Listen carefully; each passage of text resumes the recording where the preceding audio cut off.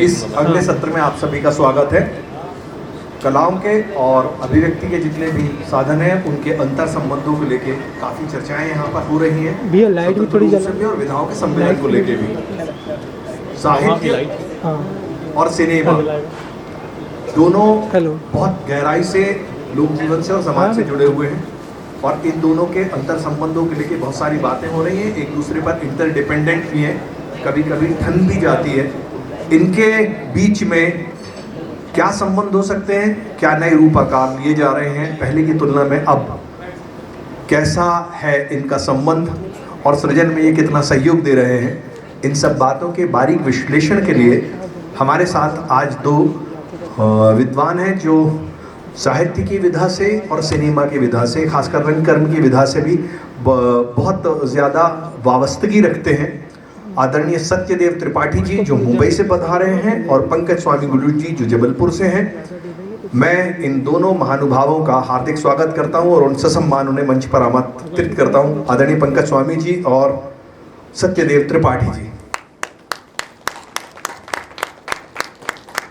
अभी तक जैसे बहुत सारे महत्वपूर्ण संवाद यहाँ पर हुए हैं, उसी श्रृंखला में एक बहुत महत्वपूर्ण संवाद यहाँ पर होने जा रहा है जो अपने समय का एक दस्तावेज होगा और आगे लंबे समय तक ये जो वार्ता है ये रोशनी दिखाएगी नए काम करने वालों को।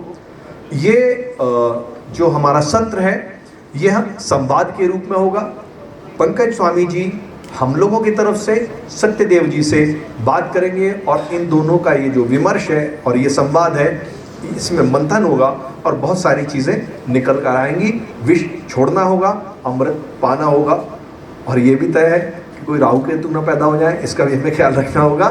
तो इस सत्र के प्रारंभ करने के पहले मैं निवेदन करूंगा हमारी युवा साथी यश शर्मा से कि वो यहाँ पर आएँ और आदरणीय सत्यदेव त्रिपाठी जी का पुष्प से स्वागत करें। यश के वे भी यहाँ पर मंच पर आए और पंकज स्वामी जी का पुष्प से स्वागत करें।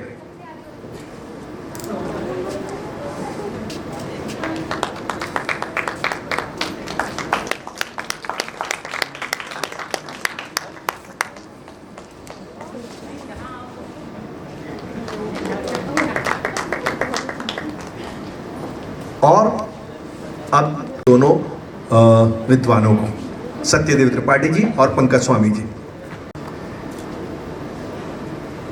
साहित्य और सिनेमा वैसे तो बहुत क्लीशे विषय है। मेरे ख्याल से हर अकादमिक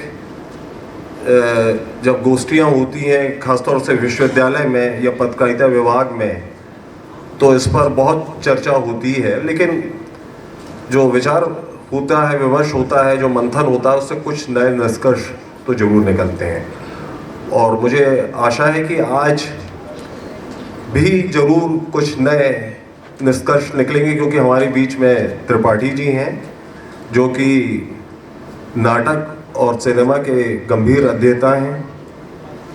उनका बहुत इसमें अध्ययन है, बहुत सारे उनके आलेख और शोध पत्र भी मैं देखता आ रहा हूँ, अखबारों के साथ अलग अलग डिजिटल मीडिया में आते रहते हैं।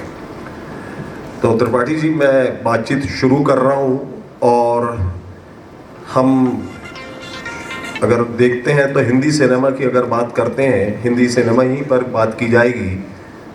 जरूर साहित्य पर जब बात होगी तो उसमें हिंदी साहित्य के अलावा दूसरी भी साहित्य को हम थोड़ा भौगोलिक रूप से बाहर की तरफ निकलेंगे या हिंदी साहित्य के अलावा भी हम जो भारतीय भाषा है उन पर बात करेंगे।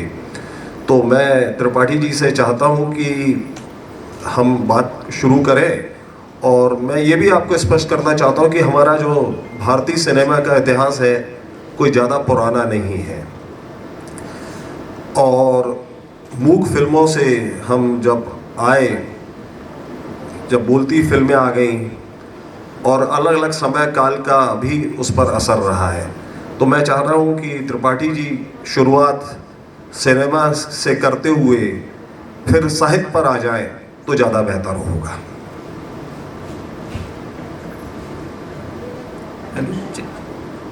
Hello hello. मैं ठीक से नहीं समझ पाया, इतिहास की बात कर रहे हैं? नहीं, जैसे कि हम जब सिनेमा की भारत में शुरुआत हुई है तो जो 1920, 30, 40 का दशक था, लेकिन 30 के दशक में प्रेमचंद की कहानी पर जब फिल्म बनी है, प्रेमचंद आए हैं, उपेंद्र नाथ अश्क आए हैं, मंटो आए हैं, ये तमाम साहित्यकार जो हिंदी उर्दू के थे ये आए और फिल्म जगत में आए और उनकी कहानियों पर फिल्म तो बनी लेकिन वो निराश भी हो गए।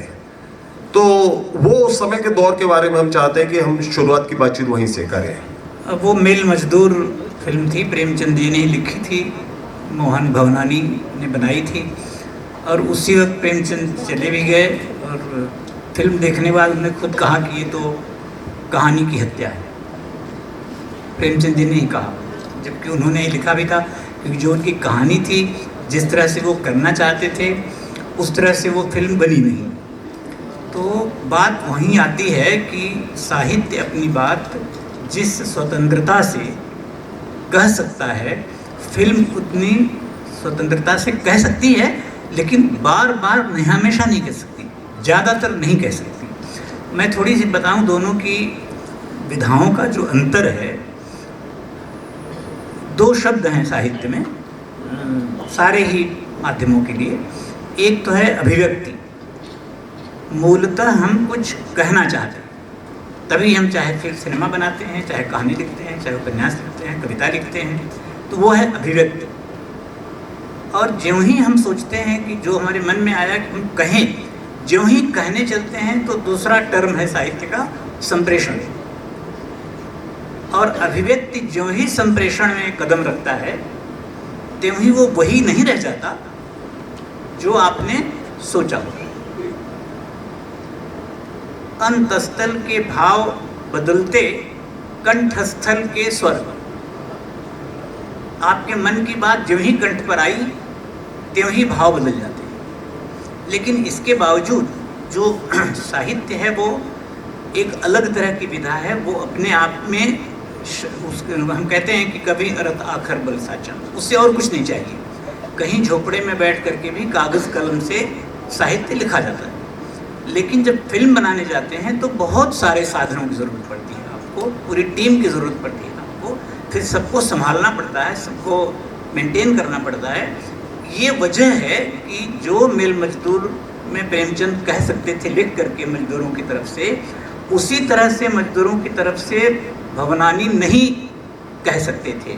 बहुत सारे उनके बीच राजनीतिक सामाजिक अड़चने आती और जिसका सीधा असर अर्थतंत्र पर पड़ता। ये सारी चीज़ें जितने ही कम साधनों में हम अपनी बात कह पाते हैं, हमारे यहाँ एक मान्यता है कि जितने कम साधनों के उपयोग से आप संप्रेषण या अभिव्यक्ति करते हैं वो उतनी ही उच्च कोटि की कला मानी जाती है। और जितने साधन बढ़ते जाते हैं कला और संप्रेषण उतना ही क्षीण होता जाता है। तो सर मैं इसमें एक चीज़ और आपसे चाह रहा था कि हमारे जो श्रोता और दर्शक हैं वो उनको भी थोड़ा इस बारे में साफ हो जाएगा कि जो साहित्य है उसकी अपनी अलग भाषा होती है, नाटक की अपनी अलग भाषा होती है और फिल्म की अलग भाषा होती है। तो क्या जिन्होंने प्रेमचंद पर फिल्म बनाई वो अपनी फिल्म की भाषा को उसमें परिवर्तित नहीं कर पाए, ये कारण था इसलिए वो फिल्म की भाषा को परिवर्तित कर पाए? प्रेमचंद जो कथ्य है, जो असल में हम जब भी कुछ बनाने चलते हैं हमें कुछ कहना है, तो जो लेखक को कहना है वही फिल्म से सामने आए तब लेखक संतुष्ट होता है। प्रेमचंद को ये लगा कि मेरी कहानी जो थी वो फिल्म में नहीं है, इसलिए वो असंतुष्ट हो गए। मैं उसी को बताने जा रहा था कि कौन कौन से कारण हैं कि वही बात जो एक लेखक बहुत तीनों तरह के, जब आप फिल्में देखेंगे साहित्य पर बनी हुई तो तीनों तरह की चीज़ें आपको मिलती हैं। कुछ ऐसे हैं जिन्होंने वैसे का वैसे वही बात फिल्म के माध्यम से कह दी है बिना किसी परिवर्तन के। कुछ लोगों ने इतने परिवर्तन कर दिए हैं कि जो कहानी है या जो उपन्यास है, जो साहित्य है, वो कुछ का कुछ हो जाता है। कई बार कुछ का कुछ होने के भी उनके अपने पर्पस होते हैं, उनके अपने उद्देश्य होते हैं। अगले प्रश्नों में जो हम फिल्मों के उदाहरण देंगे तब ये बातें साफ साफ जाहिर हो जाएंगी। और कई बार उनके जो जोड़ होते हैं, जो कुछ ऐड कर देते हैं, वो फिल्म की मांग होती है, क्योंकि फिल्म एक अलग विधा है। एक उदाहरण दूं मैं आपको जी जी। कि तीसरी कसम कहानी है और उस पर फिल्म बनाई वासु भट्टाचार्य ने, तो उसमें तमाम चीज़ें उन्होंने जोड़ी जो कहानी में कहीं है ही नहीं। मैं उसे एक आदर्श परिणति मानता हूँ। जो हमारे मानदंड है, जो हमने फिल्में देखी हैं, जो साहित्य पर फिल्में देखी हैं, उनमें कई फिल्में ऐसी हैं जिनकी हम चर्चा इस रूप में कर सकते हैं कि उन्होंने जो कहना चाहते हैं लेखक, कहानी जो कहना चाहती है उसको ठीक ठीक उन्होंने व्यक्त किया है, बदला भी है तो उसके बदलने की वजहें, जैसे सबने देखी होगी ये फिल्म तीसरी कसम, जो उसमें एक जमींदार आता है जो उसे अपने घर पे बुलाता है नायिका को, वो कहानी में कहीं है ही नहीं, उन्होंने उसमें जोड़ दिया। पता नहीं आप सबने देखी होगी और इस पर किसी ने सोचा होगा कि नहीं सोचा होगा, लेकिन जब मैं उसे देखता हूँ तो मैं ये समझता हूँ कि वो जोड़ना जायज़ इसलिए है कि उस लड़की को भाग जाने का कोई कारण ही नहीं है कहानी में, उन्हें वो कारण देना था और उन्होंने बहुत जायज़ कारण दिया, जिसके कारण न वो रह सकती थी उनके साथ, न वो कर सकती थी, उसे कहीं भाग जाना ही था। तो पूरा का पूरा वो जो एपिसोड है वो जोड़ा हुआ है, लेकिन एक कहानी की कमी की वो पूर्ति करता है। तो इसमें मैं एक चीज़ ये था कि मैंने सुना भी है, पढ़ा भी है कि तीसरी कसम की पूरी शूटिंग के समय रेणु खुद मौजूद थे। तो मतलब वो जो भी उसमें मतलब वासु भट्टाचार्य जोड़ रहे थे या घटा रहे थे या उसका जो फिल्मांकन कर रहे थे, उससे रेणु जी तो सहमत थे। रेणु जी तो सहमत थे क्या, शैलेंद्र तो दीवाने थे तीसरी कसम के जी। वो फिल्म उसी दीवानगी के कारण बनी है, इसीलिए उसमें वो जो कहानी जो कुछ कहती है उससे और सशक्त ढंग से और जोरदार ढंग से और विस्तार के साथ और ज़्यादा कम्युनिकेटिव बनाते हुए वो कहती है। और शैलेंद्र कोई परिवर्तन उसमें चाहते ही नहीं थे, वो उनकी दीवानगी थी और वो लुट गए, आप सबको पता होगा कि बनाने बाद उनका क्या हाल हुआ। लेकिन वासुदा की अपनी अलग दुनिया है, उनकी आप सारी फिल्में देख लीजिए, उसमें मैंने उन पर कभी एक लेख लिखा था, तो ये लिखा था कि वो घर जोड़ने की माया है उनकी। आप सारी फिल्में देख लीजिए, कहीं नायक नायिका बहुत द्वंद्व होगा, बहुत सारी चीज़ें होंगी, कहीं वो अलग नहीं होते। तो ये रिकॉर्ड है कि वो मिलाना चाहते थे दोनों को, लेकिन रेणु तो मिला देते तो कहानी का क्या होता, हम उस पर चर्चा कर सकते हैं कि मिला देते जो उसकी जो टीस थी, जो उसका दर्द था, जो उसकी बात थी, वो रह ही नहीं जाती। लेकिन उन्हें सब में, उनकी कोई फिल्म आप देख लीजिए, सारे में वो नायक नायिका कौन में आते हैं, आविष्कार देख लीजिए, गृह प्रवेश देख लीजिए, जितनी भी फिल्में हैं उनकी, ये उनके घर जोड़ने की माया है। तो ये तो द्वंद्व था, और अगर रेणु न होते, रेणु क्या शैलेंद्र ही, यही समझौता है। अगर कोई बड़े डायरेक्टर हैं, उन्होंने जब वो बनाई पंचवटी जी, उसकी पंचवटी, तो उसमें उन्होंने एक अच्छा चेंज किया। अगर कहानी आपको याद हो कि छोटे भाई की पत्नी बड़े भाई विक्रम के प्रेमिका है, और वो छोटे भाई से उसकी शादी इसीलिए करा ले रहा है कि वो घर पे रहे, और मौका नहीं देता, उपन्यास में भी कहानी में भी मौका नहीं देता ज़्यादा कि छोटा भाई और पत्नी मिल पाएँ ज़्यादा। बिजनेस के काम से छोटे भाई को भेजता रहता है। होता यह है कि बड़े भाई का गर्भ उसके पेट में रह जाता है। अब कहानी में ये होता है कि विक्रम जब वो छोड़ के चली जाती है पंचवटी, उसके गोरखपुर में कहीं कोई जगह है जहाँ रहने लगती है।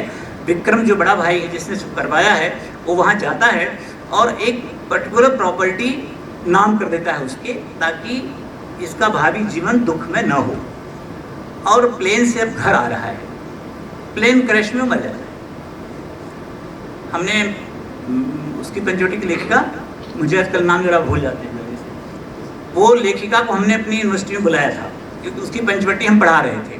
तो हमने पूछा कि आपने विक्रम को मरवा क्यों दिया, क्योंकि जो सामाजिक प्रश्न आपने उठाया था वो अब जवाब चाहिए था उसको, दुनिया के सामने स्टेब्लिश करना था। वो कहता कि मैंने प्रॉपर्टी दी है उसको, अब उसकी ज़िंदगी का प्रवाह मैं कर रहा हूँ क्योंकि ये किया धरा मेरा है। लेकिन दुनिया के सामने ये चलता नहीं। आज भी हमारी दुनिया ये मानने के लिए तैयार नहीं है, जो मास की दुनिया है। तो उन्होंने कहा कि हमारे पड़ोस में उन्हें जो प्लेन क्रैश हुआ था एक आदमी का, मुझे वहाँ से आइडियल आया और मैंने अपनी कहानी में डाली, जिसका कोई तुक ही नहीं है। दादा ने उसको नहीं मरवाया, वासुदा ने। वो जिंदा है विक्रम, लेकिन उपन्यास में आगे कुछ है नहीं, इसलिए दादा ने कुछ किया भी नहीं, क्योंकि अब तो फिल्म शुरू होती है। ये तो सब कारण चल रहा था, जब कार्य होना था तो फिल्म स्टॉप हो जाती है। इसका भी एक मर्म हम साहित्य वाले हर जगह मर्म निकाल लेते हैं। तो उसका एक और मर्म है कि अब आगे दुनिया सोचे, जब ऐसा हो जाएगा तो क्या क्या हो सकता है। बहुत कुछ होता है। एक जोड़ उन्होंने जो जोड़ा वो अच्छा था, यहाँ मारा उसको भी नहीं, न मिलाया उसको, मिला सकते ही नहीं थे। हमारे यहाँ कानून भी ऐसा है, हमारे यहाँ सामाजिक व्यवस्था भी ऐसी है, तो जाकर के वो अधर में छूट जाती है। लेकिन उन्होंने टेक्स्ट को बदला, और यहाँ तीसरी कसम में टेक्स्ट को बदलना चाहते थे। अगर वो बदल देते तो तीसरी कसम रह ही नहीं जाती। तो मतलब ये एक प्रवृत्ति माने कि हिंदी फिल्मों में सुखांत ही लोग देखना चाहते हैं? नहीं, ये प्रवृत्ति नहीं है, ये प्रवृत्ति बासु भट्टाचार्य की है। मैंने कहा जी, हमेशा सुखांत देखना चाहते हैं, ये जरूरी नहीं है। ये कोई हिंदी की प्रवृत्तियों नहीं कि सुखांत देखना चाहते। नहीं, जैसे कि अभी एक फिल्म की बहुत चर्चा हुई, वो थी नदिया के पार, और जो केशव प्रसाद मिश्र के कोहबर की शर्त पर बनी थी, जबकि उसमें उपन्यास में है कि दोनों मतलब उसमें दुखांत था, लेकिन जब फिल्म बनी तो फिल्म में उनका मिलन दिखाया गया है। तो ये एक माना जाता है कि दुखांत हिंदी सिनेमा के जो दर्शक हैं उसको पचा नहीं पाते हैं। ये भी वही बात है जो मैंने शुरू में कही थी जी। उनको ये लगता है तमाम डायरेक्टर्स को कि आदमी सुख से घर जाएगा तो अगली बार देखता है, वो दुखी नहीं करना चाहते। लेकिन साहित्य का या किसी भी कला का, फिल्म का भी ये मकसद होना नहीं चाहिए। ये मकसद है क्यों? लोग देखने आएंगे तो उनका पैसा वापस आएगा। इतना पैसा उन्होंने लगा रखा है, फिल्म को उस पैसे के बगैर आप समझ नहीं सकते। नहीं, तो ये इसमें आप मानते हैं कि लेखक भी कहीं समझौता करते हैं? जो मूल उसका हमने इतिहास पढ़ा नहीं है। केशव प्रसाद जी का उसमें क्या रिएक्शन था, उनसे एक बार हमारी भेंट तो हुई थी। भाई थे, वो वहाँ रहते थे बम्बई में, फ्लैट लेके मैं गया भी था, लेकिन संयोग से कुछ ज़्यादा बात नहीं हो पाई। तो और मुझे कहीं उसका तथ्य मिला नहीं कि उससे केशव जी को कैसा लगा था। और बड़ी लाइट माइंडेड और बहुत पॉपुलर हो गई वो फिल्म। तो जब एक बार नथिंग सक्सेस लाइक सक्सेस, सफलता के आगे कुछ चलता नहीं, तो जो उसी सफलता में सब खो गया। और तमाम चीज़ों का विवेचन हम नहीं कर पाते। कोहबर की शर्त उस तरह से पॉपुलर कभी नहीं हुई जिस तरह तीसरी कसम हुई, जिस तरह से उत्सव और वो चिकटिक है, तमाम ऐसी चीज़ें हैं, उस तरह से वो नहीं हुई। तो हमें इस चर्चा का पता नहीं है कि अंदर ऐसा क्या था। जैसे इसका हमें पता है, वासुदा का भी पता है, जो तीसरी कसम बन रही थी उसका भी, उसकी पंचवटी का भी पता है। सबके इंटरव्यूज़ हैं हमारे पास, उनसे भेंटें हमारी होती थी, उनसे कोई भेंट नहीं हुई, वही तो बात नहीं। अच्छा, दूसरा एक और चीज़ है कि 1914 में शरदचंद्र चट्टोपाध्याय ने परिणीता उपन्यास लिखा, 1917 में देवदास लिखा। इन पर हिंदी में खूब फिल्में बनी और खूब सफल हुई। और परिणीता तो 1914 में लिखा गया और 2000 के बाद भी उस पर फिल्म बन रही है। तो आपको क्या लगता है कि जो बंगला साहित्य है वो हमारे हिंदी सिनेमा के दर्शकों को भाता है या आकर्षित करता है, या उनकी फिल्में हिंदी साहित्य की तुलना में ज़्यादा सफल होती है? अब ये तो कुछ तो बात है। परिणीता तो कुछ साहित्य ऐसा होता है जो तमाम विधा वालों को ललकारता है, चुनौती देता है। 6 फिल्में बनी है परिणीता में। एक ज़माने में 6 देखी मैंने। परिणीता पर एक लंबा लेख लिख रहा था मैं, लेकिन वो 4 भूल गई। मैं 4 पर कुछ नहीं बता सकता। लेकिन जो अशोक कुमार मीना कुमारी वाली थी और जो अभी बनी सैफ अली खान और इस लड़की वाली, उन दोनों की चर्चा मैं कर सकता हूँ अगर ज़रूरत पड़े। लेकिन वो फिल्म कुछ तो है। तमाम चीज़ें ऐसी हैं जिन पर 2-2, 3-3 फिल्में बनी। इसमें सबसे अधिक परिणीता पर बनी है 6 फिल्में। देवदास भी बनी जी, देवदास भी। ऐसी तमाम फिल्में हैं। अब इसमें बात ये होती है, एक थीम है मेरी, पता नहीं आप उससे कन्विंस होगे, सहमत होगे या नहीं होगे, कि फिल्म में एक बड़ा तत्व होता है। ये देह के माध्यम से, एक्टर के माध्यम से कला वो बात होती है। कहा तो जाता है कि निर्देशक का माध्यम है वो, लेकिन पब्लिक तक तो एक्टर ही पहुंचता है। तो सहगल साहब ने जब काम किया तीसरी वो देवदास में, तो एक बात थी, दिलीप कुमार एज एक्टर उनसे बड़े सुपरस्टार थे। अब दिलीप कुमार ने जो रोल कर दिया उसमें देवदास में, कि देवदास दिलीप कुमार के रूप में जंजत तक पहुंच गई। सबसे बड़ा कष्ट मुझे इस बात का होता है कि नहीं लिखा रहा होगा उसको लेखक ने इसलिए कि लोग शराबी हो जाएं जी। लेकिन दिलीप कुमार की एक्टिंग देख करके मैं खुद हो गया था। मैं पिटते पिटते बचा था घाटकोपर के थिएटर में, यंग था बहुत जी। और बड़े भाई के साथ देखने गया था। घाटकोपर बड़ा भाई थिएटर तो खास गया था देखने। अब वो जो आंखें उसकी जो होती हैं सब पे छा जाती हैं और जब पी करके वो बातें करते हैं, इंटरवल में मैं उठा और वो दिलीप कुमार मैं हो गया था और मेरी आंखें टेढ़ी हैं, आपको पता है। मैं जिसको देखता हूँ वो नहीं समझता कि उसको देख रहा हूँ, कोई और समझता है उसको मैं देख रहा हूँ। तो कोई लड़की 3-4 लड़कों के साथ बैठी थी, उसको लगा मैं उसको देख रहा हूँ और वो अपने दोस्तों से कह दिया, उसके दोस्त उठ के मेरी तरफ चले आ रहे हैं और मुझे कुछ पता ही नहीं। मैं तो दिलीप कुमार में अपना खोया हुआ चल रहा। बड़े भाई मेरे न रहे होते तो मैं पिट गया होता। तो दिलीप कुमार का ऐसा असर तमाम मुझ पर ही नहीं तमाम लोगों पर उसका है कि उनकी वो फिल्म हो गई। अब देवदास के नाम पर लोग दिलीप कुमार को याद करते हैं। तो ये असर होता है फिल्म का कि स्टारडम, उससे मैं स्टारडम कहता हूँ, स्टारडम ने तमाम फिल्मों को कुछ का कुछ बना दिया है। वो है ना, मैं अपने ही बेसुधपन में लिखती हूँ, कुछ कुछ लिख जाती, कैसे संदेश प्रिय पहुँचाती। तो एक्टर जहाँ चाहता है लेके चला जाता है। मैं थोड़े एक दो एग्जाम्पल दूँ आपको, मज़ा आएगा आपको। वो कौन सी फिल्म है, गोदान, त्रिलोक जेटली जी। राजकुमार उसमें होरी बनते, 1 मिनट होरी नहीं बनते। जो गोदान का होरी है वो होरी एक भी मिनट बन नहीं पाए राजकुमार। और फिर इन्होंने बनाया गुलजार जी को 5 घंटे का समय मिला था टेलीविजन पर और पंकज कपूर को लिया और हम बड़ा अच्छा एक्टर। तो हुआ ये कि उनके स्टारडम ने गोदान को खा डाला और सबसे बड़ी बात ये हुई कि गोदान पर फिल्म नहीं बना रहे थे, गोदान का वो इस्तेमाल करना चाहते थे, कमाना चाह रहे थे उससे। सबसे बड़ी बात ये कि जो बड़ा प्रसंग है उसमें दलित चेतना वाला, जो पहली बार हमारे साहित्य में ऐसा हुआ कि हरिजनों ने आंदोलन कर दिया। जिस लड़के से गर्भ हुआ था उस हरिजन कन्या को, उस हरिजन कन्या को लेकर के जुलूस निकला और पूरे हरिजन लेकर के आ रहे थे कि हम इसको उस ब्राह्मण के घर में, दाता दीन, अब नाम याद आ रहा है, दाता दीन के घर में हम उसको रख देंगे, सिलिया चमारी को दाता दीन में उसके बिठा देंगे और कोई कुछ नहीं कर पाएगा। ऐसा तो नहीं हुआ, लेकिन माता दीन को पकड़ करके उसके मुंह में हड्डी डाल दी। ऐसी बड़ी क्रांति तो किसी साहित्य में, किसी जीवन में आज तक नहीं हुई जो प्रेमचंद जी ने 1935 में कराया। इस पर आप मत जाइए कि वो करना कैसा हुआ, लेकिन इस पूरे मैटर को छुआ ही नहीं त्रिलोक जेटली, सिलिया उसमें आती ही नहीं, ये सब कुछ होता ही नहीं। इससे जाहिर होता है कि साहित्य का लोग कैसा कैसा उपयोग, कैसा कैसा दुरुपयोग करते हैं। वो गोदान पर नहीं फिल्म बनाते, वो गोदान के माध्यम से अपनी कोई इहा पूरी करना चाहते हैं। तो और दूसरी बात, जी, चूंकि बात निकल गई तो मैं कहती हूँ, इन्होंने 5 घंटे की फिल्म जो है बनाई गुलजार जी ने, कोई प्रभाव उसका नहीं पड़ा। मैं आपसे भी आमंत्रित करूँगा आपको भी कि अगर आपने देखी हो, मेरे लिए जानकारी की बात होगी, मैं सुधारूंगा अपने को कि उस फिल्म का क्या असर पड़ा। सबसे बड़ी बात ये हुई कि वो हमारे सलीम आरिफ हैं जो उनके ख़ास हैं गुलजार जी के, और उनका सारा वेशभूषा और कॉस्ट्यूम उससे वही देखते हैं। 36 का उपन्यास है, मतलब 30-32 की बात है। आज भी आप गांव में चले जाइए तो कोई जमींदारों वाला परेटी जूता पहन करके खेत में नहीं जाता, कोई भी, ठाकुर भी नहीं जाता। अगर ठाकुर भी जाएगा खेत में तो जूता तो नहीं जाएगा। उतनी शफाफ दही जितनी बिछा करके होरी बैठता है और वो हुक्का पीता है बड़ा वाला, चिलम तो नसीब नहीं होती थी उसको, कैसे पिएगा वो। तो हम देखते हैं तो समझ में नहीं आता कि गुलजार जी और सलीम आरिफ मिलकर के गोदान बना रहे हैं कि अपना कुछ बना रहे हैं।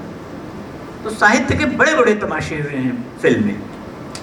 नहीं तो जैसे कि सत्यजीत रे ने प्रेमचंद की सदगति और शतरंज के खिलाड़ी बनाए, तो उससे आपका बस वही मानक है, वही मानक है। तमाम चीज़ें बनी, सीरियल बने 13 एपिसोड के प्रेमचंद की कहानियों की, गुलजार ने बनाया, त्रिलोक जेटली ने बनाया, लेकिन मानक रचा सत्यजीत रे ने, सदगत भी बना के, शतरंज के खिलाड़ी भी बना करके। जो कुछ मैं ऐसी फिल्में बताऊंगा, अगर मौका आपने दिया तो बताऊंगा कि कौन सी फिल्में इस तरह के मानक रचती हैं कि साहित्य को हूबहू अपने माध्यम में पेश कर देती हैं। जो प्रेमचंद कहना चाह रहे थे वो तो कहा ही सत्यजीत रे ने, कुछ उससे और बढ़ा के भी कहा, और न कोई रद्दोबदल की, न कोई अतिरिक्त उसमें आकर्षण डाला उन्होंने। तो जो मानक होता है कि अंतर कलाओं का जो संबंध है, एक कला जब दूसरे कला में प्रविष्ट होती है, संतरित होती है, बदली जाती है, तो वो कैसे वैसी की वैसी होने के बावजूद अपने माध्यम से अपनी बात कह जाए, वो शब्दों की कला है, कागज़ की कला है, वो कलम कागज़ की कला है। और ये कैमरे की कला है, पर्दे की कला है। आप तस्वीरें देखते हैं, परेशानियाँ देखते हैं, बिल्कुल अलग है कला। लेकिन जैसे मैं बताऊंगा आपको कि सदगति गलती है, अंत बदला है। किस कौन सा शतरंज के खिलाड़ी का अंत बदला है। कहानी में वो दूसरे से लड़ जाते हैं, फिल्म में वो लड़ते नहीं हैं। थोड़ा सा, लेकिन लेकिन बात जो है वो बिगड़ती नहीं।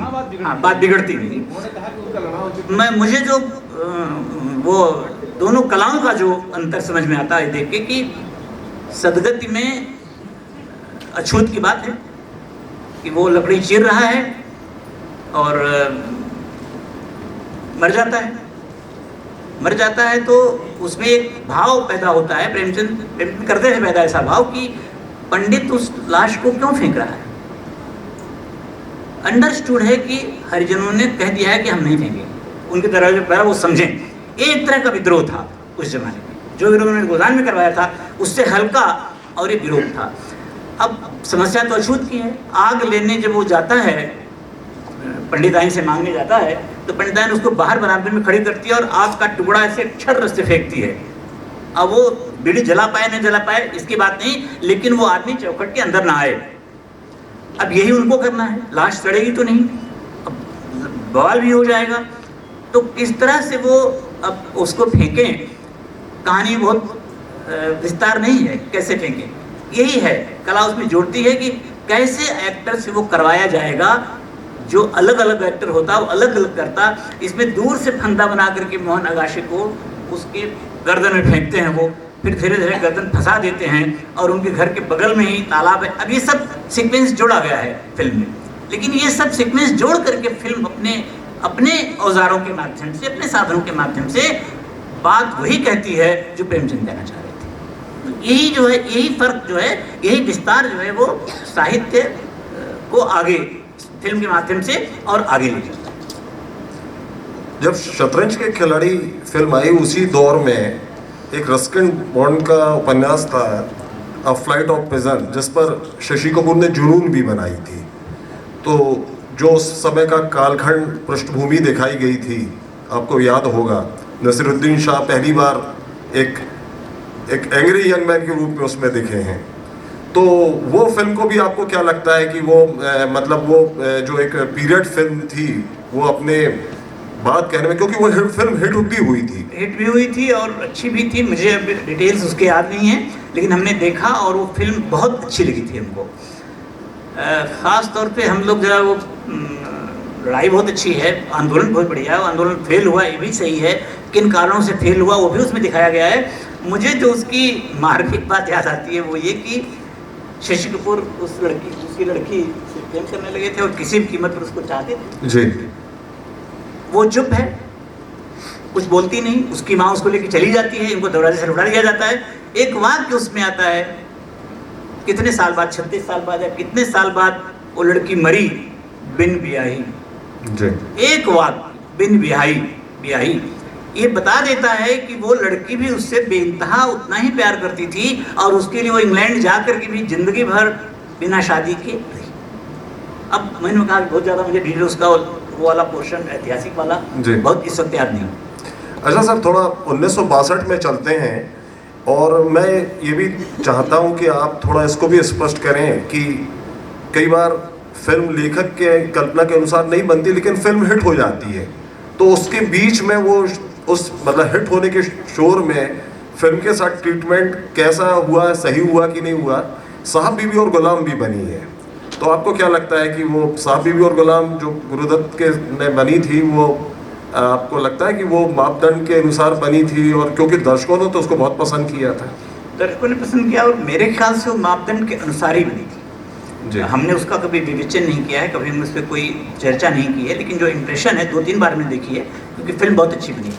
और मुझे नहीं लगता कि मैंने कभी उपन्यास के साथ फिल्म को पैरेलल रख करके अध्ययन की तरह से देखा हो। जी। इसलिए मैं कुछ कॉन्क्रीट ठोस कुछ कहने की स्थिति में नहीं हूँ, लेकिन जो फील है मेरा, जो एहसास है मेरा, वो ये कि शायद उपन्यास मुझे याद भी नहीं है इस वक्त, पढ़ा है उस वक्त हमने, लेकिन इस वक्त याद भी नहीं है, तो डिटेल में नहीं बता सकता उसका भी। लेकिन कुल मिलाकर ये है कि उस फिल्म ने फिल्म के साथ, कथा के साथ, और इसीलिए मैं कह सकता हूँ कि उपन्यास के साथ अच्छा न्याय किया। और गुरुदत्त ऐसे थे, उनकी सारी फिल्में आप देख लीजिए।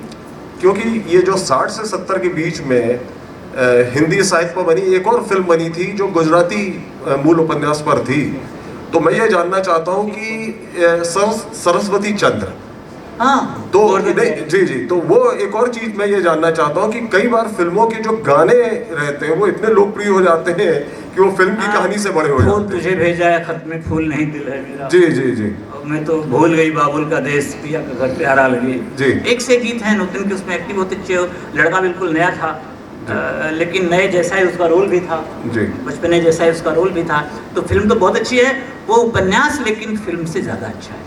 मैं इसलिए कह सकता हूँ कि मैंने पढ़ा है गोवर्धन तिवारी का। वो मतलब उपन्यास ज्यादा बेहतर है फिल्म की तुलना में। जी। फिल्म भी अच्छी है, लेकिन उसकी कोट तक वो नहीं जाती। जो डिटेलिंग है वो जाहिर है जी। कि वो उनके पास 2-3 घंटे का समय होता है, जी। और उनके पास वो इतना मोटा तगड़ा उपन्यास 400-500 पृष्ठों का, तो उनके पास कहने के लिए बहुत कुछ था। और यही है कि बहुत कुछ है उसमें से आप जो जीस्ट निकालते हैं उसी से उसका मानक, जो उसकी कीमत है, उसकी वैल्यू है, जो वो उसी से जाहिर होती है कि इतना सारा तो था, आपने क्या छोड़ा और आपने क्या लिया। लेकिन फिल्म एक, जिसने नहीं भी देखा पढ़ा होगा उपन्यास, उसे फिल्म अच्छी लगेगी। हमने उपन्यास पढ़ के फिल्म देखा था तो भी हमको बहुत अच्छी लगी थी, और शायद वो छोटी पड़ गई, समय कम पड़ गया फिल्म का उसके लिए, नहीं तो वो कर सकते थे, बनाया अच्छी थी। अच्छा, एक उसी दौर में एक और फिल्म बनी थी, और मुझे लगता है कि शायद वो देवानंद के जीवन की सबसे अच्छी फिल्म है, और उसमें उनका जो अभिनय है, गाइड। और मैंने तो ये भी सुना है लोगों से कि फिल्म देखकर लोगों ने फिर उपन्यास को पढ़ा। हाँ, मैंने उपन्यास नहीं पढ़ा जी। तो मतलब आप फिल्म से मैं बहुत हिट हो गई फिल्म। कई बार बिना फिट हुए चीज़ हिट हो जाती। जी। मेरे लिए गाइड बिना फिट हुए हिट, क्योंकि वो फिल्म के सारे वो टूल्स उसमें इस्तेमाल किए गए हैं जो जीवन में संभव नहीं। क्योंकि विजय आनंद ने डायरेक्ट की थी, इसलिए मतलब उसका, विजय आनंद सीरियस आदमी है जी, सीरियस में फिल्म बनाई थी, लेकिन जो फिल्म बनी, जिस तरह से उसका सारा एंड हुआ, जिस तरह सारी की बातें हुई, वो मुझे स्टंट फिल्म से मतलब आकर्षक सारे तो उसमें आ जाते हैं, मिला देते हैं वो। और उपन्यास पढ़ा जाए अगर तो जाना जाए कि वो ऐसा ही अगर उसमें होगा तो ठीक है। लेकिन अब क्या है कि सैकड़ों, कई सौ साहित्य की कृतियों पर फिल्में बनी हैं, सारे के सारे पढ़ करके और बता पाना मतलब एक आदमी के लिए मेरे लिए बिल्कुल संभव नहीं है। नहीं सर, एक और चीज़ थी कि ये जो हम 6वें दशक की तो बात कर ली, 30 के दशक की बात की, जब हमने प्रेमचंद की बात की है, और जैसे कि ऋषिकेश मुखर्जी ने गमन भी बनाई थी 1960 में, प्रेमचंद की उस पर थी, लेकिन ज़्यादा चर्चा में उस पर लोगों ने उस पर ध्यान नहीं दिया। जैसे हम जब 7वें दशक में आते हैं तो भारत में एक समानांतर सिनेमा का आंदोलन आता है, जिसमें कि 69 में मणिकौल ने फिल्म बनाई। और मणिकौल के बारे में कहा जाता है कि जो फिल्म के स्टूडेंट हैं उनको मणिकौल की फिल्म देखना चाहिए।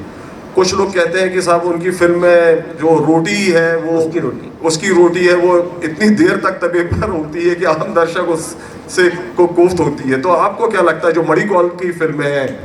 हमारे यहाँ एक शब्द है ऑर्गाज़्म, जी, क्या कहेंगे उसको, आखिरी रति जो है उसकी, जो रति में ही पगला जाए, वो कला का ऑर्गाज़्म रचते हैं।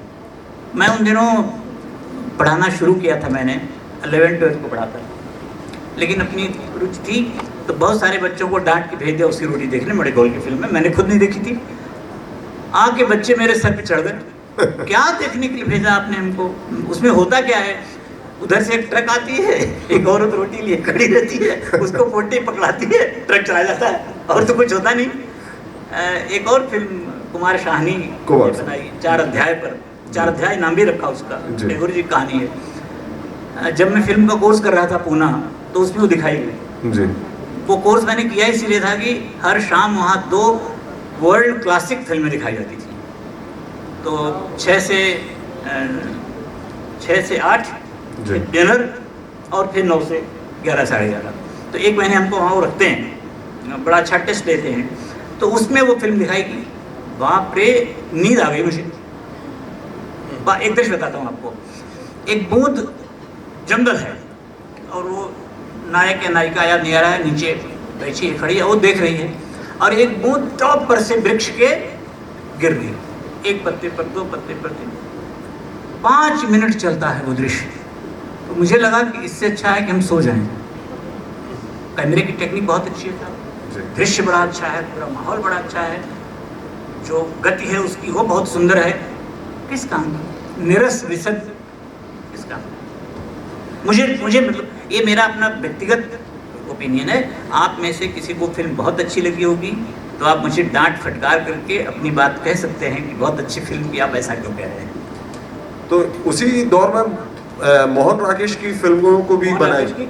हाँ जी जी, तो उसकी रोटी जी जी, और आषाढ़ के एक दिन तक को भी लोगों ने फिल्में बनाई। आषाढ़ का दिन मैं देख नहीं पाया, मैंने सुना है कि बनी है फिल्म जी, आषाढ़ का एक दिन जी, मगर मैं देख नहीं पाया, और मुझे संदेह है कि बनी है, और बनी है तो रिलीज हुई है, इस पर भी संदेह है। हाँ, रिलीज हुई, लेकिन मेरे ख्याल से शायद 2-3 दिन लोग कहते हैं गुनाहों का देवता पर ही बनी है फिल्म। जी जी, एक था सुधा, एक थी चंदन, बन नहीं पाई, ऐसा कहते हैं, लेकिन वो हमारे सामने फिल्में आई हैं। उसी समय में वासु चटर्जी आए और उन्होंने एक फिल्म बनाई जिसमें कि बिल्कुल जो मन को एक साधारण आम आदमी के रूप में ही उन्होंने, दिनेश ठाकुर आए और रजनीगंधा नाम से फिल्म बनी, आपको याद होगा। वो तो उनकी कहानी पर है ना, यही सच है, यही सच, मन्नू भंडारी की कहानी है, यही सच है जी। और बहुत अच्छी फिल्म है वो, कहानी भी मैं फिर कहूँगा कहानी उससे अच्छी है। जो मेरी बेसिक बात है हम साहित्य वालों की, कि कथाकार जो कहना चाहता है फिल्म वो कह रही है क्या, वो नहीं कह रही है तो उससे बेहतर कुछ कह रही है क्या। उसमें कहना यह है कि जो दूसरा प्रेम है जो अमोल पालेकर से होता है वो सच है, यही सच है, यही फिल्म भी कहती है। और रोज वो अमोल पालेकर बिल्कुल, दोनों बिल्कुल अलग किस्म के नायक हैं, उसका जो मज़ा है कहानी भी वही है, लेकिन कहानी में वो स्पष्ट नहीं होता। यही फिल्म है कि फिल्म विजुअल आपके सामने है, इसलिए जो वहाँ अमूर्त रह जाता है, अदृश्य रह जाता है, आप महसूस नहीं कर पाते, इसको आप वहाँ देख करके महसूस कर पाते हैं। जब हमने अमोल पालेकर को देखा तब हमें वो लड़का समझ में आया, और जब हमने दिनेश ठाकुर को देखा तब वो लड़का समझ में आया, नहीं तो वो समझ में नहीं आता था। प्रेम वो भी उतना ही करता है, लेकिन ये कोई बात है जिसके कारण वो उससे अलग हो जाती है। हमारे यहाँ एक मान्यता थी, जिस मान्यता का मन्नू भंडारी ने खंडन किया है। वो मान्यता थी हमारे यहाँ ये कि मुझसे पहली सी मोहब्बत मेरी महबूब न मान। नहीं, जो पहली मोहब्बत है वो सुपर मोहब्बत होती है। ये फिल्म पहली बार कह रही है कि पहली मोहब्बत ही सुपर नहीं होती, दूसरी मोहब्बत भी उससे ज़्यादा ईमानदार और सच्ची हो सकती है। पहला होना कोई मोहब्बत का फाइनल होना नहीं होता। उन्होंने इसके लिए वो फिल्म बनाई थी। मन्नू भंडारी की मेन जो मुख्य चर्चा, उनकी चिंता का विषय है वह है स्त्री, और स्त्री के भिन्न भिन्न रूपों को लेकर के, भिन्न भिन्न भूमिकाओं को लेकर के उन्होंने अपनी कहानियाँ और अपने उपन्यास लिखे हैं। सिर्फ वो उपन्यास जो एक है महाभोज के अलावा, महाभोज में उसने वो नहीं आया। नहीं तो आपका बंटी ले लीजिए, उनकी तमाम कहानियाँ ले लीजिए उनकी, हमें उनकी कहानियाँ, उनका पूरा, और उन्होंने ज़्यादा नहीं लिखा है। तो स्त्री के तमाम रूपों को लेकर के उन्होंने एक एक बात, एक एक इशू ऐसा उठाया है। तो उसमें ये उन्होंने मुद्दा उठाया है कि साहब ये तो इम्पोज्ड है, थोप दिया गया है आदमी को कि भाई पहली मोहब्बत बड़ी हाँ जी, तो वो बचपने की मोहब्बत होती है, कई बार तो कच्ची होती है, कई बार तो झूठी होती है, कई बार तो आदमी मैच्योर होता ही नहीं, इमैच्योर होता जी। है, मगर उसको ग्लोरीफाई बहुत किया गया था। तो उस ग्लोरिफिकेशन को, उस उदात्तीकरण को, उस पहली मोहब्बत को उन्होंने तोड़ा उसमें, जी। और वो भी तोड़ती है। उसका तोड़ना हमें जरा खलता है, कहानी में उसका तोड़ना हमें बहुत सुख देता है। जी उसमें खलता है क्योंकि दिनेश ठाकुर बाद में जिस तरह समझौता करना चाहता है, वो प्रेमी, उसका पहला निश्चित नाम है शायद उसका, जी धीरे धीरे नाम याद आते हैं, तो वो जिस तरह से करना चाहता है, हमें हमारा एक नाजुक संबंध है सबके पास, वो नाजुक संबंध कहता है कि यार पहले उससे मिली थी, उसकी बात मान लेती, और अमोल पालकर इतना लापरवाह है, सब कुछ भूल जाता है।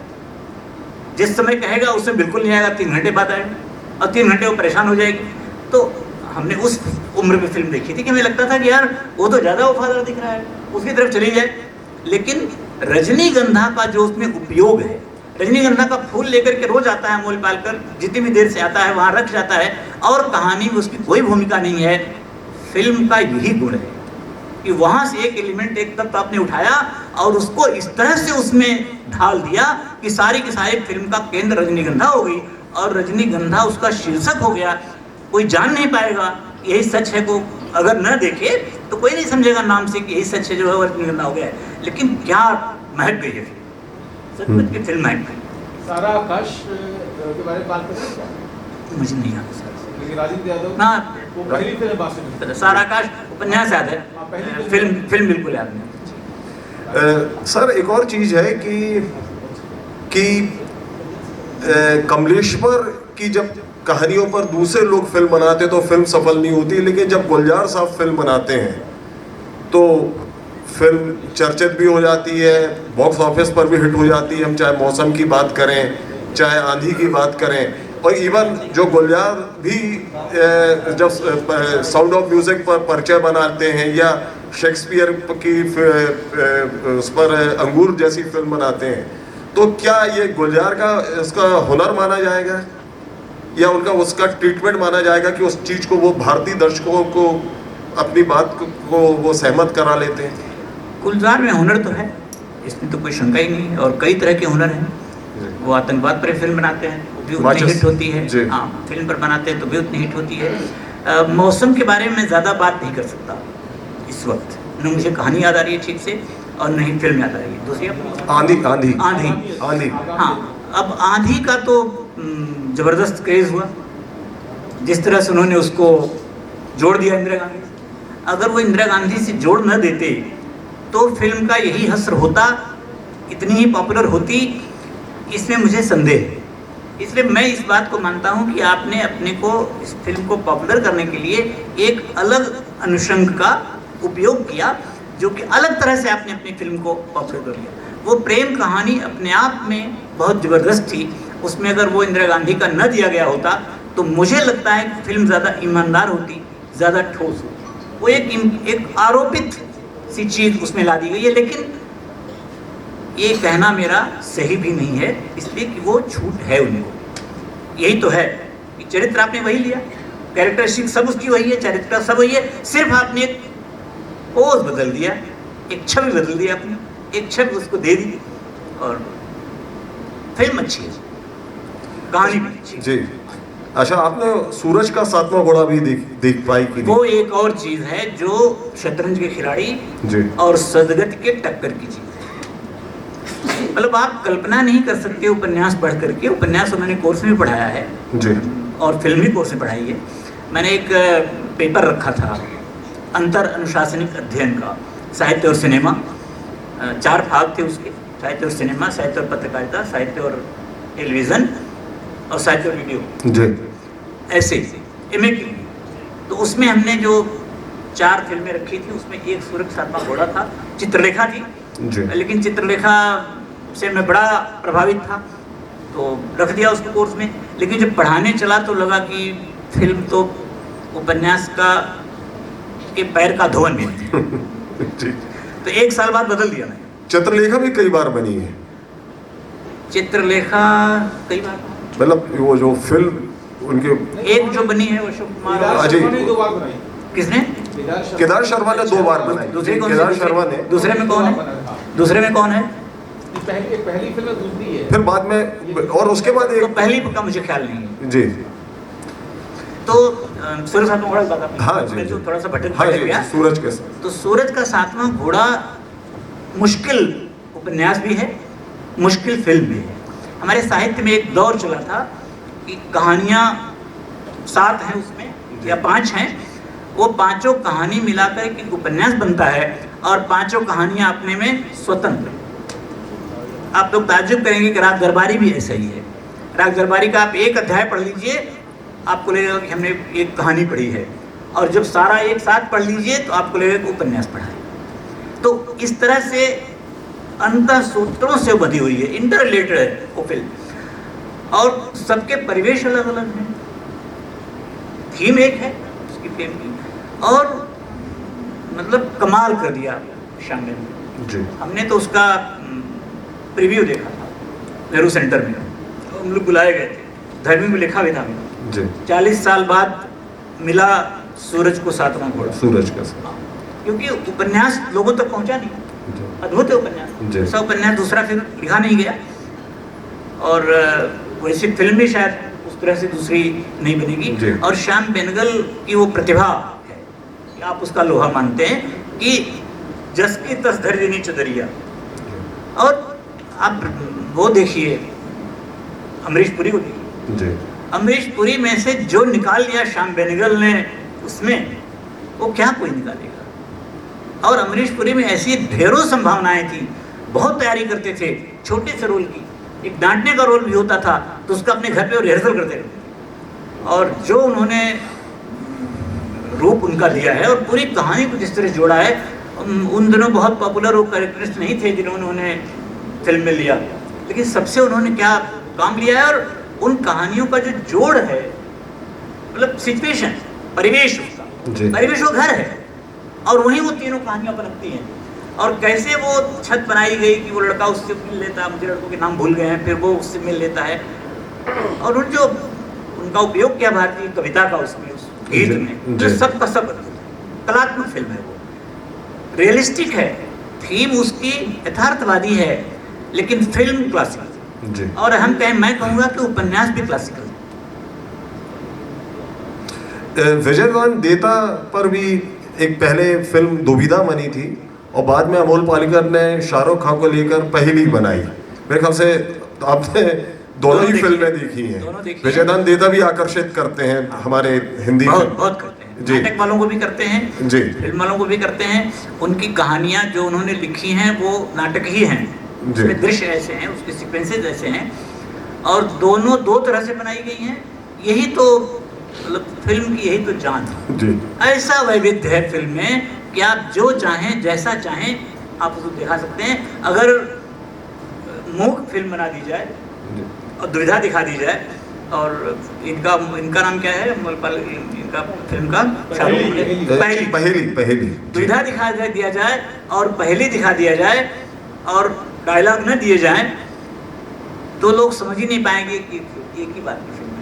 जी इतना अंतर है दोनों में, लेकिन दोनों अपनी अपनी तरह से वही बात कहते हैं जो दुविधा में कही है, और बड़े उसमें पेचे हैं, बड़ा इतिहास भूगोल है, बड़ी परंपराएं हैं, वो सब मिला करके। वो और पहली के लिए दोबारा लिखा था सर उन्होंने, जी पहली के लिए, यानी अमोल पालेकर वाली फिल्म के लिए उन्होंने दुविधा नाम की अपनी कहानी को रीराइट किया था। अच्छा, और व्योमेश जी कह रहे हैं कि उन्होंने शाहरुख खान वाली फिल्म को फिर से रीराइट किया था। पुनर्लिखित कहानी जनसत्ता के दीपावली विशेषांक में अरविंद चतुर्वेद ने छापी थी। अच्छा, और दुविधा यही नहीं, सबको चुनौती देती है, उस पे नाटक भी बने खूब। हाँ। और एक बंदा है जो अकेले करता है दुविधा को नाच नाच करके, अजय कुमार, जी और 1 घंटे का वो शो करता है। आप उस शो को भी देखेंगे तो मतलब क्या उस कहानी की जो जान है, या आप उसे किसी विधा में ले जाइए। एक साहब प्रकाश झा ने भी फिल्म बनाई थी, दामुल। नहीं दामुल नहीं, विजयदान देता की कहानी थी, उसका नाम था पढ़ने थी। उसमें अनंग देसाई और दीप्ति नवल ने एक्ट किया था, और वो फिल्म रिलीज भी हुई थी। फिल्म उतनी अच्छी नहीं चली, लेकिन दूरदर्शन में बार बार दिखाई गई थी, जो कि सराय के नाम से उसको लोग विजयदान करते हैं, नाटक भी करते हैं कि पति पत्नी है और सराय में जो भी व्यक्ति आता है बाहर का, उसको वो लूट कर मार देते हैं।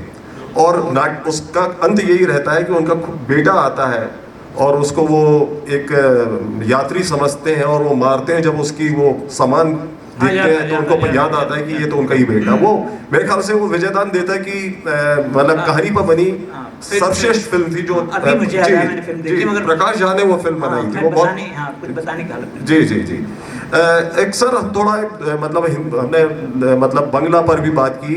हम एक व्यक्ति के बारे में और बात करना चाहते हैं, विशाल भारद्वाज, जो उन्होंने शेक्सपियर की उस पर इन्होंने ओंकारा भी बनाई है, मकबूल भी बनाई है, और बाद में उसके जो ट्रिलॉजी है उसमें हैदर भी बनाई है। मेरी समझ में नहीं आई एक भी। आपने तीनों नहीं देखी? तीनों देखी जी, मगर समझ में नहीं आई। अच्छा जी, जो क्योंकि शेक्सपियर मेरी बहुत सीमाएं हैं जी, बहुत सारी लिमिटेशंस हैं, नहीं आई समझ में। जी। अच्छा, 2003 में एक फिल्म थी जो अमृता प्रीतम की पिंजर बनी थी, वो मैंने नहीं देखी। वो भी जो द्विवेदी जो उन्होंने चढ़ के बनाया था जी, चंद्रप्रकाश जी ने। नहीं, उसके बारे में बोला जाता है कि वो फिल्म मतलब काफ़ी अच्छी बनी थी, और द्विवेदी जी ने उसमें जो विस्थापन था पाकिस्तान का वो बनाया था। अभी एक सर एक फिल्म अभी बहुत जी, अभी एक ताज़ा तरीन फिल्म आई थी, मतलब वो काफ़ी हिट भी रही थी। वो मेघना गुलजार ने बनाई थी हरिंदर सिक्का पर, जो उस पर मेघना गुलजार ने राजी नाम से फिल्म बनाई थी, कॉलिंग सहमत। वो फिल्म भी, क्योंकि उसको मेरे ख्याल से वो भी उपन्यास हरिंदर सिक्का का उतना चर्चित नहीं रहा, लेकिन फिल्म उन्होंने नहीं पढ़ा है जी, लेकिन फिल्म बहुत अच्छी। जी जी। तो सर हम बातचीत के अंत में मैं चाह रहा था कि आप कुछ हमारे दर्शकों को, श्रोताओं को कुछ ऐसी कालजयी फिल्म के बारे में, मतलब साहित्य पर बनी फिल्मों के बारे में भी जानकारी दें। जैसे कि आपने सूरज का सातवां घोड़ा के बारे में बताया है, तो हम लोग तो चाहेंगे कि हमारे जबलपुर में फिल्म रसिक हैं, हम लोग सब लोग मिलकर उस फिल्म का अगर कहीं स्क्रीन में देखें तो वो ज़्यादा बेहतर होगा। तो कुछ फिल्में आप चुनिंदा फिल्में बताएं।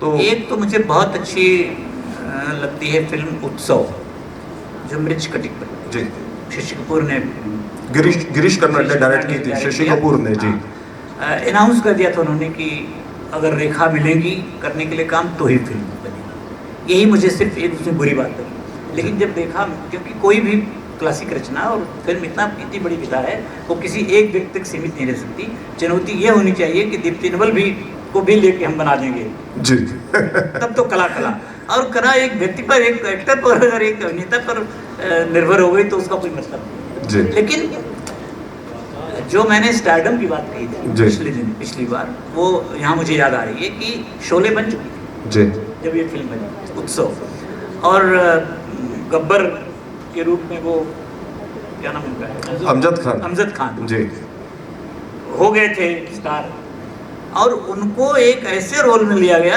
जिसने उत्सव देखी हो फिल्म, हाँ, वात्स्यायन का कामसूत्र लिख रहे हैं वो वात्स्यायन है, और यही है हाथ की सफाई में कि वो फिल्म, वो सारी बातें इतनी अश्लील हैं, लेकिन वहाँ इतनी क्लासिक होकर निकलती हैं, इतनी वो हास्यमय होकर के निकलती हैं कि एक मिनट के लिए भी अश्लीलता नहीं है। यही बात है। और जो रोल उन्होंने किया, भूल गए हम कि ये गब्बर है जी। तो ये कला की भी वो मतलब ऊंचाई है, उस एक्टर की भी और उस निर्देशक की भी। ऐसा बहुत बार हुआ है कि बड़ा कलाकार है, लेकिन वो जैसे अमरीश पुरी ऐसे विलेन है, लेकिन आप सूरज सातवां घोड़ा में आप देख लीजिए तो आपको बिल्कुल अलग ही वो दिखाई पड़ेंगे। तो इन अभिनेताओं में इस तरह की उर्वरताएं होती हैं, इस तरह की फर्टिलिटी होती है, और वो निर्देशक का काम है कि वो उसको किस तरह से निकाले, जिस तरह से शाहरुख ने इसे पाल कर निकाला जी। हाँ, वो उस तरह के हीरो लगते हैं जिस तरह के रूप में वो मशहूर हैं। तो एक बड़ा प्रोसेस है, मैं सब इस पर बड़ा सोचता हूँ बार बार कि एक स्टार को आप अभिनेता बना देते हैं, कलाकार बना देते हैं, वो प्रोसेस कैसा है, उसके अंदर वो कौन सी ऊर्जाएं छिपी पड़ी हैं, कलाएं छिपी पड़ी हैं, जो स्टंट फिल्में सिर्फ एक ही तरह से दिखाती हैं। आप, मुझे लगा कि आप अभी नाम लेंगे मोहल्ला 80 का जी। अब वो मोहल्ला 80 का फिल्म भी पंडित जी नहीं बनाई, हाँ जी जी, और वो उस लड़के को ले लिया उन्होंने जो सिर्फ मारपीट करता, सनी देओल। हाँ, तो मुझे वही देखना था कि वो कलाकार बन पाया क्या उसमें। जी। है तो वो स्टंट हीरो, लेकिन नहीं बन पाया। जी। और क्यों पंडित जी ने लिया, कभी कभी इन लोगों के चयन पे बात करनी चाहिए, उनसे रूबरू जैसे हम आप बात कर रहे हैं ऐसे पंडित जी को बुला के बात करें कि भाई आपने क्या सोच के उनको लिया। उनका एक डायलॉग है ना कि जब 2.5 किलो का हाथ पड़ता है तो आदमी उठता नहीं, उठ जाता है। उसमें जो उन्होंने संवाद बोले हैं जी। वो 2.5 किलो का हाथ बन करके हमारे पर जो पड़ता है कि हम उठते नहीं, उठ जाते हैं, ऐसा मामला है उनका। श्लोक उनसे बुलवाए गए, हे भगवान ऐसी हत्या श्लोकों की पर्दे पर जी और कैसे पंडित जी बर्दाश्त कर लेंगे। जी और उस काशीनाथ जी की उस कहानी की थीम पर भी हमें थोड़ा सा एतराज है, लेकिन अब उसकी बात फिर जी जी तो उत्सव एक बात मैंने कही, मैं एक चीज जोड़ूंगा उसमें जो नट सम्राट नट सर जी मराठी में है। नट सम्राट श्री राम लागू कहते हैं। नट सम्राट नाटक के इतने शोज किए उन्होंने कि उनका नाम नट सम्राट पड़ गया। बाद में उन्होंने ही दूसरे एक्टर को शिफ्ट किया कि 250 शोज में कर पाया, अब इसके आगे मैं करूँगा तो रिपीट कर रहा हूँ अपने को, मुझे मज़ा नहीं आ रहा है, अब तुम करो। तो उन्होंने किया।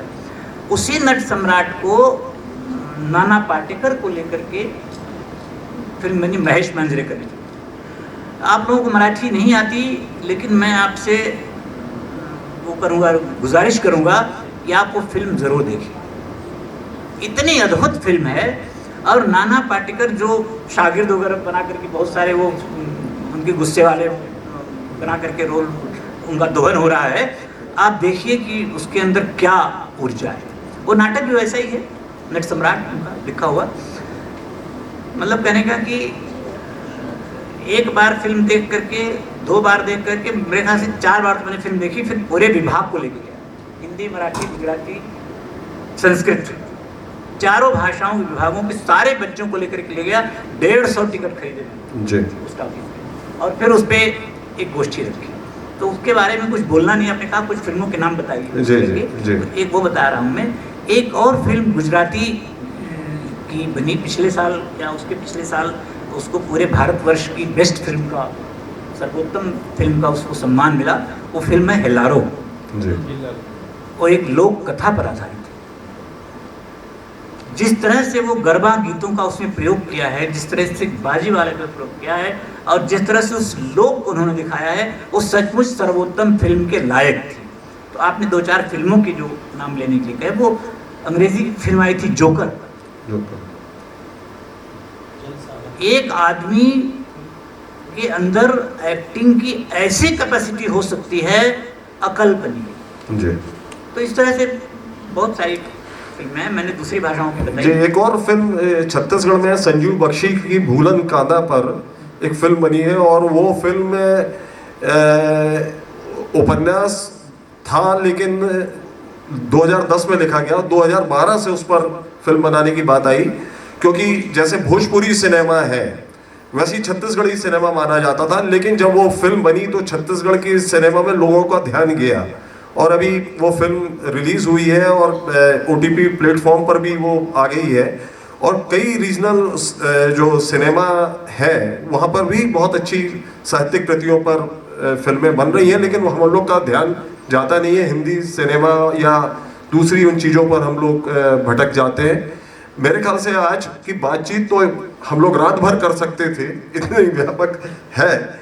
और अभी इसके बाद अगला कार्यक्रम है, और मुझे लगता है कि आज की बातचीत में कुछ ना कुछ निष्कर्ष जो निकले होंगे आप लोगों को तक पहुँचे होंगे, और कुछ आप लोगों की ज्ञान में भी वृद्धि हुई होगी। जैसे कि मेरे ज्ञान में एक व्यक्तिगत रूप से हुई है कि मैंने सूरज का 7वां घोड़ा मुझे अब जल्द से जल्द देखना है। एक तीसरी कसम की एक छोटी सी बात बताता हूँ। जी ख्याल आया मुझे उस बात का कि उसमें एक जो गाना है, वो डोली में जा रही है, जी मंदिर से निकल के आए हैं, लाली लाली लाले लाले लाली लाली जी लाले दुल्हनिया लाली जी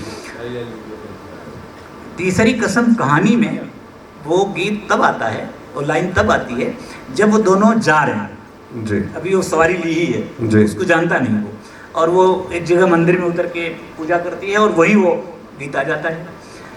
अब यही चमत्कार है कि उसका फिर कोई मतलब नहीं है, जी। वो गीत एकदम स्वतंत्र, गीत का कहानी से कोई ताल्लुक नहीं है। इसको इन्होंने, बासु जी ने क्या किया कि जब वो काम करने लगता है और उसको दिखाती है फिल्म, वो बच्चों के साथ जाता है, फिर उसे लड़ जाता है, फिर वो डांट देती है, डांटने के बाद वो नाराज़ हो जाता है, नहीं आता, फिर बुलाती है, फिर पकौड़ी बना के खिलाती है। बड़ा अच्छा दृश्य है वो, ये सब जोड़ा हुआ है, ये सब फिल्म में जोड़ा हुआ है। उसके बाद वो घूमने निकलती है उसको लेकर के टांगे पे, और तब दोनों मंदिर में जाते हैं। और जब वो मंदिर से निकलते हैं तो बच्चे उसके पीछे पीछे गा रहे हैं। अब उस गीत की पूरी अर्थवत्ता एकदम बदल गई है। वो उनके पति पत्नी होने का, या उसकी कामना करने का, या उसके ख्वाबों का, उसकी कल्पना का, उसके ऐसे मोड़ का सारा संकेत देती है। तो मैं जो कहानियों को फिल्मों में बदलने की बातें चल रही हैं, उसमें ऐसे उदाहरण जब मिलते हैं तो लगता है कि हाँ, फिल्म वाले ने कुछ सोचा, कुछ किया नहीं उन्होंने, गीत वही है, उसकी जगह बदल दी और दृश्य बदल दिया, माध्यम बदल दिया। वो बच्चों के माध्यम से, बच्चे गा रहे हैं पीछे चला है, और उन बच्चों को यही लगता है कि शादी करके आए हैं इसलिए दर्शन करना। और ये उन दोनों की बात है जी, दोनों को पति पत्नी मान लिया, दोनों की उनके मन में बात है, लेकिन वो जीवन में नहीं आई है, तो जीवन में उनके माध्यम से उतार करके दे देते हैं, और वो दर्शकों के मन में चली जाती है। जो प्रोसेस है, ये जो प्रक्रिया है बनाने की, मैं मतलब मौका नहीं चूकना चाहता हूँ। तीसरी कसम से जबलपुर का भी बहुत गहरा जुड़ा हुआ है। हमारे जबलपुर के वरिष्ठ कहानीकार राजेंद्र दानी हैं, उनके जो जीजा जी थे, मतलब उनकी जो बहन है श्रीमती आशा शर्मा, उनके पति शंकर शर्मा उस फिल्म के प्रोडक्शन मैनेजर रहे हैं, और उसके काफ़ी शूटिंग सागर के पास बीना में हुई है।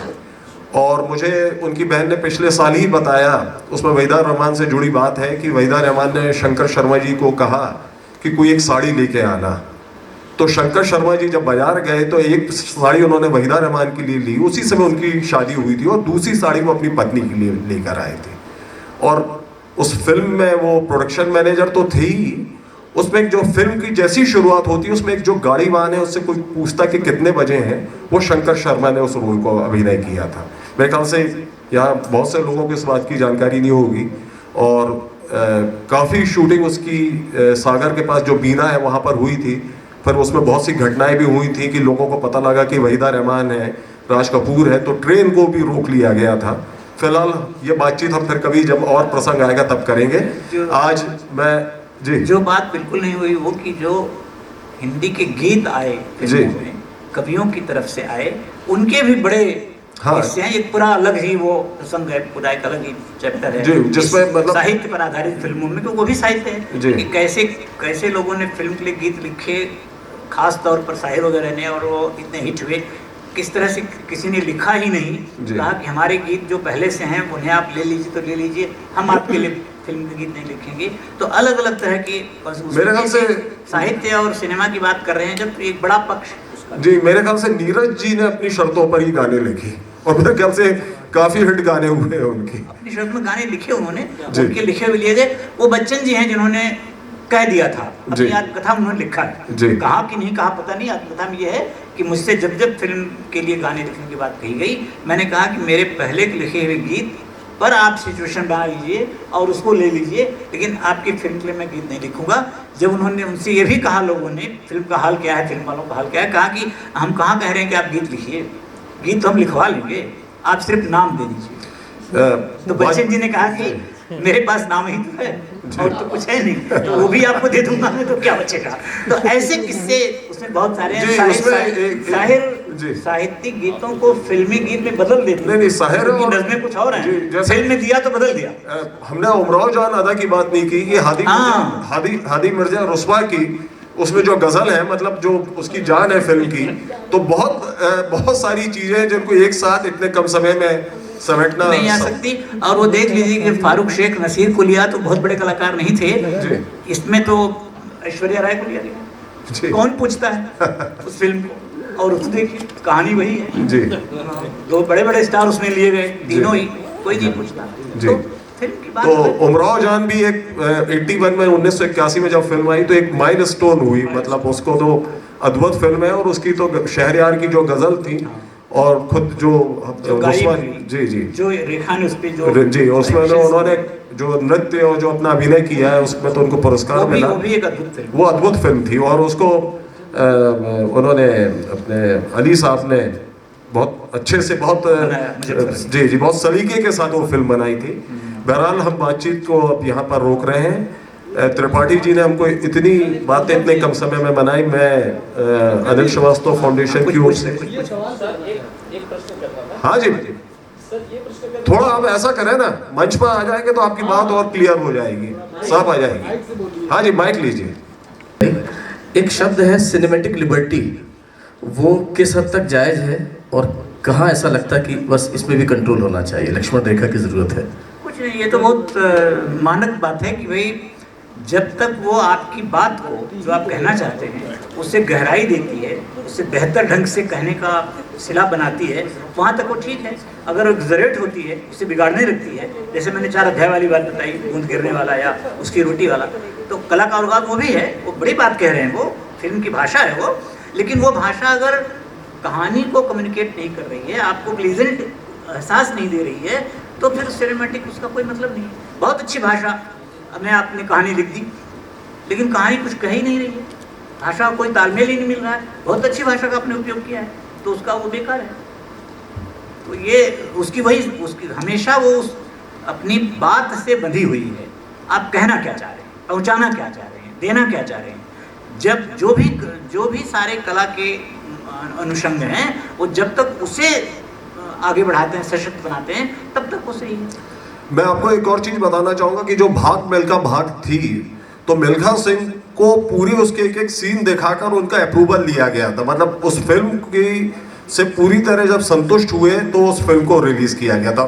जबकि हमको उसमें जो सिनेमा के तत्व हैं वो अद्भुत रूप से देखने को मिलते हैं, जिसमें कि टेक्निकल रूप से वो उसको इतना मतलब उत्कृष्ट बना दिया था। टेक्निक भी प्रेजेंट करने का जो तरीका है, जो सीक्वेंस बनाए हैं, कि उसका कौन सा अतीत किस वर्तमान के साथ वो कब जोड़ रहे हैं। भागना कहाँ सीखा उसने? पूरी फिल्म वो भाग रहा है, मिल्खा भागा होगा, लेकिन जो पता नहीं वो मिल्खा जीवन है कि नहीं है, लेकिन जो बचपन में उसने देखा कि सारा परिवार मर गया, अब वो मारा जाएगा, घोड़े आ रहे हैं, और उसका वो बाप कहता है तू भाग, पीछे मत देख, भाग। वो भागता है मगर पीछे देखता है, और जो पीछे देखता है वो जिंदगी भर उसे भूलता नहीं, और वो भागना फिर जिंदगी भर भागता रहता है, और भाग मिल्खा भाग बन जाता है। तो जो उसका जोड़ है, जिस तरह से उन्होंने उसको बिठाया है सांचे को, चूर, हमारे यहाँ मुहावरा है, चूर पे चूर बिठाना, खाट की बात है कि चारों पाए जो है चूर पे चूर बैठेंगे तो खाट बनेगी, वो अद्भुत है। वो फिल्म देख करके भी मैं थ्रिल्ड हो गया था, और वो फिल्म भी मैंने अपने दोनों पार्ट के बच्चों को ले जाके दिखाई थी थिएटर में। तो ये तो सर मतलब बहुत अद्भुत बात है कि हम लोग तो समय ताकते रहे और हमारे कोई शिक्षक हमको फिल्म दिखाने भी नहीं ले गए, पत्रकारिता में भी नहीं ले गए, या फिल्मों की बातें भी नहीं करने देते थे। हम लोग आकर उनको बताते थे कि फिल्म है, लेकिन आप जैसे शिक्षक हैं और आप अभी भी उस शिक्षा और उस शिक्षण कर्म से जुड़े हैं, हम आपको बहुत बधाई देते हैं और आपके स्वस्थ जीवन की कामना करते हैं। और आज की बातचीत को मैं अब यहीं रोकता हूँ। आप लोग ने इसको बहुत धैर्यतापूर्वक सुना है और मैं आप लोग सबके प्रति भी आभार व्यक्त करता हूँ। धन्यवाद। मैं पंडित जी अपने उपन्यासों को गल्प कहते थे, हजरत साहब जी, मैं अपनी बातों को बकवास कहता हूँ। तो मेरी बकवास आपने सुनी और अलंकृत और आप विवेचना वालों ने ये इस कार्यक्रम में मुझे बुलाया, अवसर दिया मुझे बात करने का, आपसे साझा करने का। तो आपको भी मैं धन्यवाद दे दूँ और ये बता दूँ कि गप्पे मारना मुझे बहुत अच्छा लगता है, और खूब सारी गप्पे इनके माध्यम से मैंने मारी। जितनी अनर्गल हों वो संत हंस गुण गहीं पे परिहरिवार विकार। तो आप उस संत की भूमिका में कुछ अच्छा रहा हो तो ले लीजिए, और जो रहा हो पानी रहा हो उसको फेंक दीजिए। बहुत बहुत धन्यवाद। सर ने एक बात कही थी विशाल भारद्वाज, आपने सुनाई पड़ रहा है, सुनाई भारद्वाज की एक बात कही थी सर ने, आपने नाम लिया, आपने उसको बाइकआउट किया क्योंकि ये समय ऐसा है कि सब लोग नाटक, मैंने कहा मेरी समझ में नहीं है। तो मेरी ये बात है कि शेक्सपियर बहुत बड़ा लिटरेचर है वर्ल्ड का, पूरे लोग तमाम तरह की सिनेमा बना रहे हैं। अब तो थिएटर भी ऐसे होते हैं, उसमें मतलब नेशनल थिएटर तो पूरा फिल्म जैसा नाटक करता है। तो वो ज़रूरी क्यों नहीं विशाल भारद्वाज की 3 फिल्में, मकबूल, ओमकारा और हैदर, यही सवाल मेरा आपसे। देखिए मैंने तीनों, मगर मैं माफ़ी चाहूँगा कि नहीं बात करने की हालत में हूँ, नहीं मुझे समझ में आई बातें कि वो कैसे क्या कह रहे हैं, मैं रिलेट नहीं कर पाया उनको। ये मेरी अपनी सीमा है, मेरी एक क्षमता है। आप ये क्यों मान ले रहे हैं कि मैं ऐसा नहीं कह सकता, मेरी समझ में कुछ नहीं आ सकता? नहीं आया मेरी समझ में। This is not my cup of T से कहते हैं। और ये कहने का मुझे हक है, अगर किसी को अच्छा लगा उसकी तारीफ करने का हक है, जो समझ में नहीं आया वो कहने का तो अधिकार है ही मुझे भैया। और आप माफ़ करिए, आपको बहुत अच्छी लगती है तो आपसे हम सीखेंगे, आप उसको बताइए, हमें लिखिए उसको, हो सकता है हमारी समझ में आ जाए। बहुत बहुत धन्यवाद हमारे दोनों सुधी वार्ताकारों का। मैं बड़े स्नेह और सम्मान के साथ बुलाना चाहता हूँ स्नेहा चौहान जी को और नवीन चौबे जी से वो इन दोनों विषय विशेषज्ञों का स्वागत करें स्नेह चिन्ह देके। विषय स्नेहा जी, स्नेहा जी, पंकज जी।